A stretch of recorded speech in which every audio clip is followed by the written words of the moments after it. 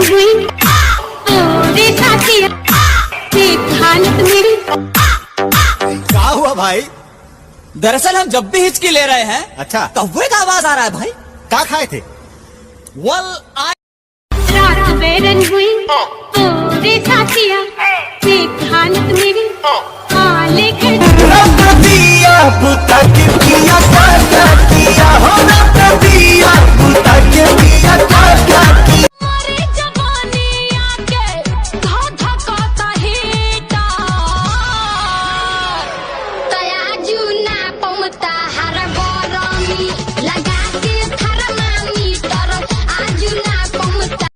औरत हटिया तू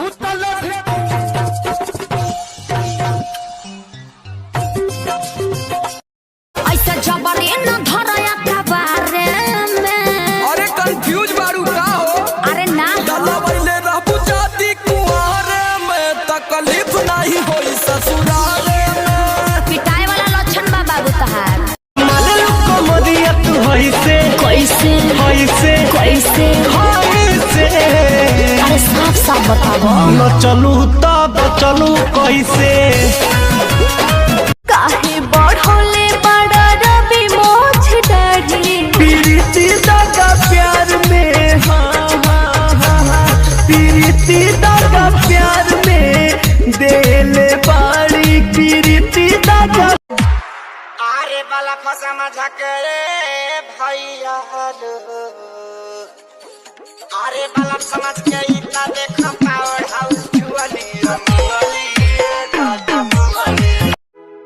राती में पियवा पलानी में सूते कमरिया टूटे रना दी।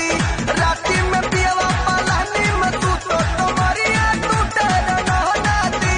कमरिया लगबू जोगार आपने रहबे हम कुमार नहीं जानी हमरा की भोगले आहा बहिन सा हमरा।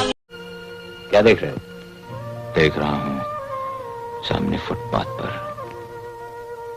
एक मजबूर औरत, दो मासूम बच्चे भूख से निढाल बेसहारा। सीधी तरह पैसा दे वरना चाबी वाला ताला नहीं सील वाला ताला लगाऊंगा।